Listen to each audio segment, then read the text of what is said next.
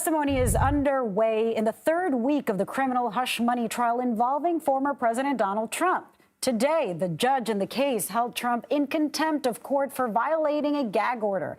Judge Juan Merchan says Trump violated the order not one, but 9 times and fined him, well, $1,000 each, total of $9,000. CBS News correspondent Errol Barnett is following this for us outside the courthouse in Manhattan.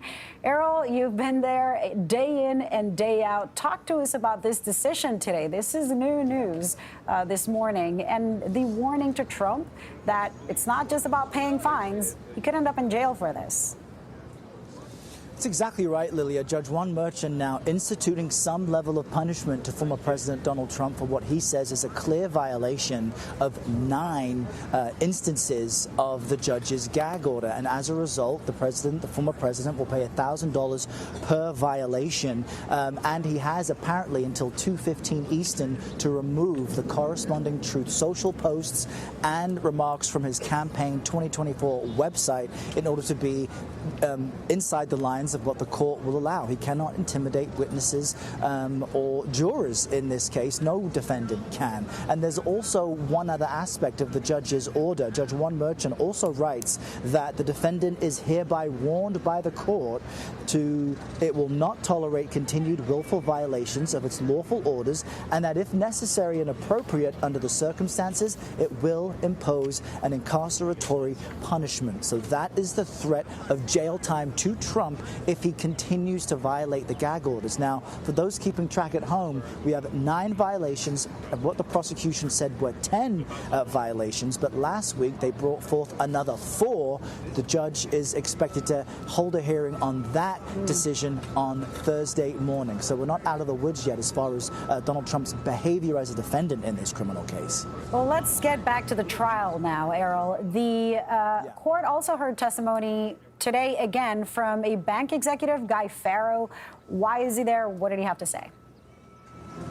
Well, if you remember, last week's star witness was David Pecker, former publisher of the National Enquirer, who says he was an admirer and a friend of Trump's, and he described the relationship of amplifying positive stories, suppressing negative stories. Now, additional witnesses have backed up some specifics. Gary Farrow, who just finished testifying this morning, was a banker for Michael Cohen and facilitated setting up the LLC and the payment to Stormy Daniels. He actually said that he didn't mean to open up shell corporations.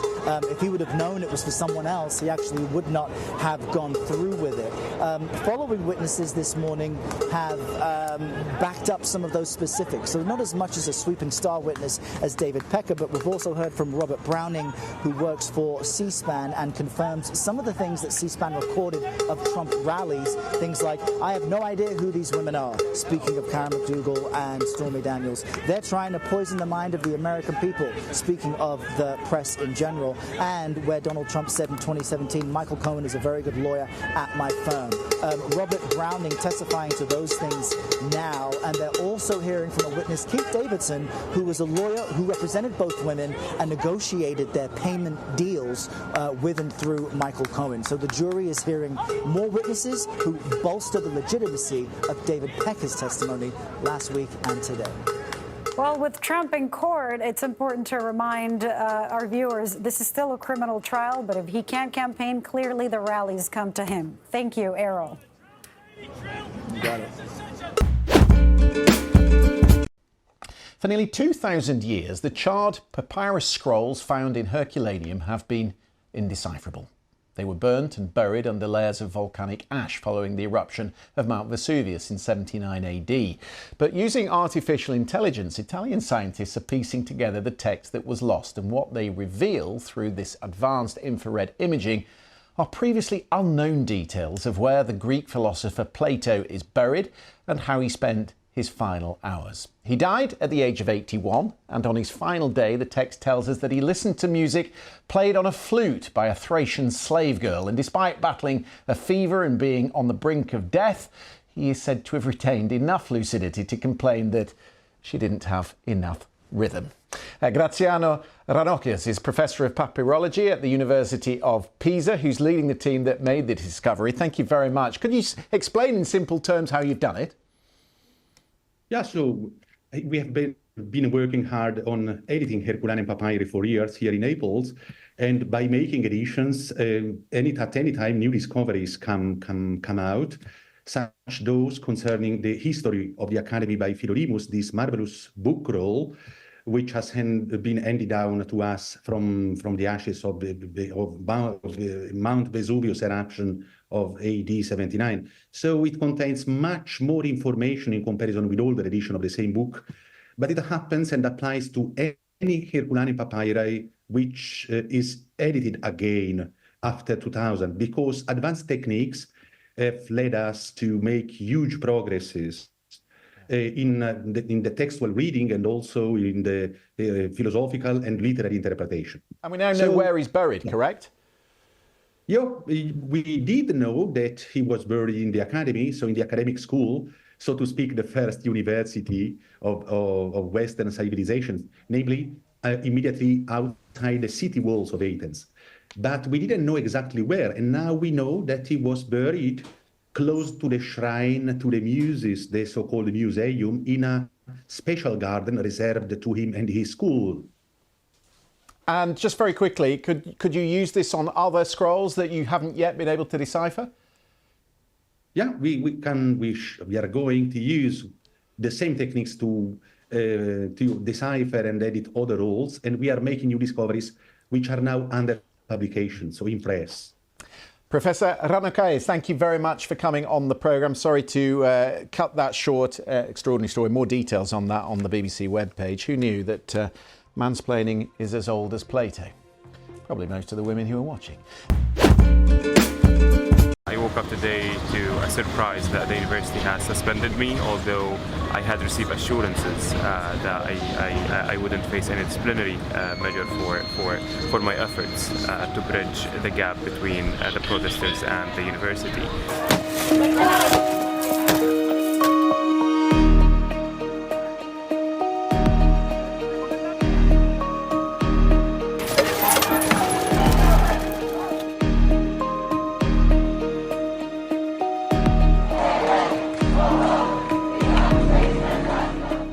I think since Israel depends on public sympathy and support, especially from young people and young Jewish people, because there are a lot of Jewish protesters here and everywhere else, it's bad news for them and I'm scared. So I hope it'll do something, but I don't know.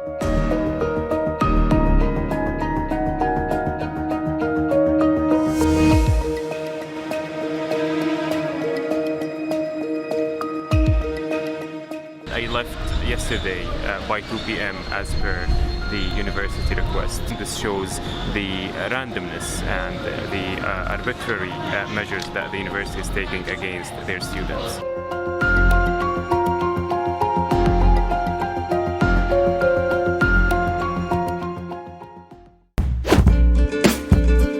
Hey, good morning, family. So we're just standing at the gate. They shut down the campus. So we're just trying to, we saw some signs come out earlier today from some of the protesters. Let me see if I'll talk to one. Hello, how are you doing? Hi, good, how are you? What's your name? My name's Lillian. It's nice to meet you. Why are you here today? I'm here in support of the students, and I think that it's really important that everyone who stands with Palestine and Gaza right now is also standing with these students who are, leading the way in the U.S. How do you feel about them taking over the building right now? I think that their cause is a just cause, and I hope that the administration really hears their demands. I think they're just demands. Do you feel like it was right to hold 3 of the janitor workers hostage inside of the building? I think that's a really false narrative. That's what the janitors are saying, that they weren't allowed to leave.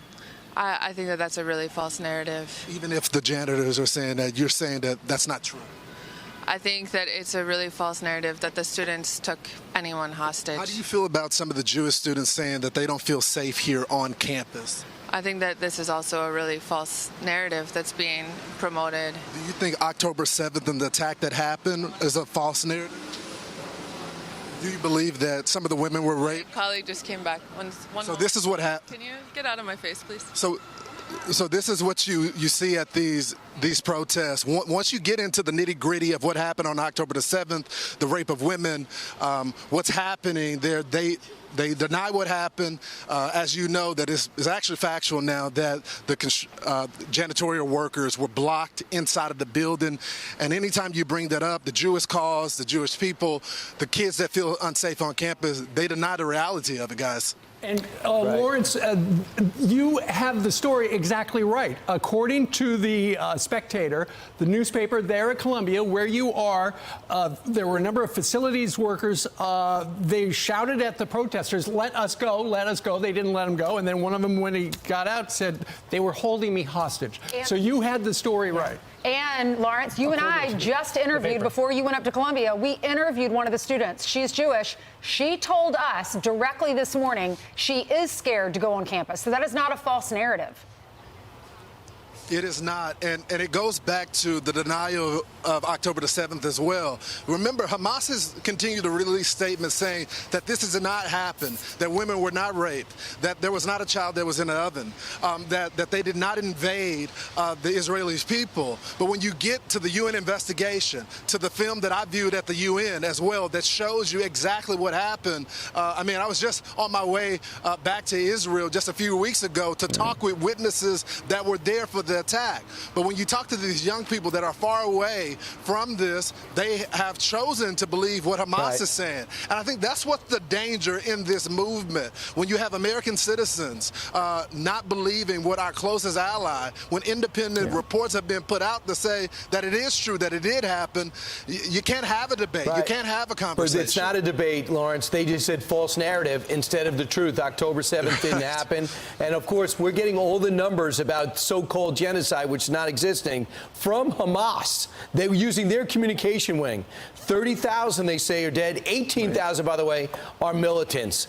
I'm Steve Doocy. I'm Brian Kilmeade. And I'm Ainsley Earhart. And click here to subscribe to the Fox News YouTube page to catch our hottest interviews and most compelling analysis.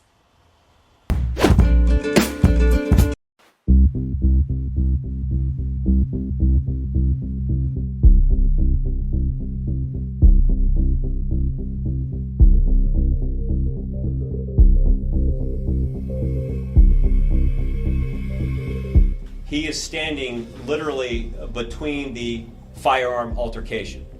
The video shows that he's walking. His report, because he is a victim in this case, he has been injured as a result of this. His report was that he saw this, or actually he saw what was going on. He took his cell phone out, had his cell phone in his hand, but you can see the position that he's in. He's right in the middle of this firearm altercation. And again, we will continue to work with him as a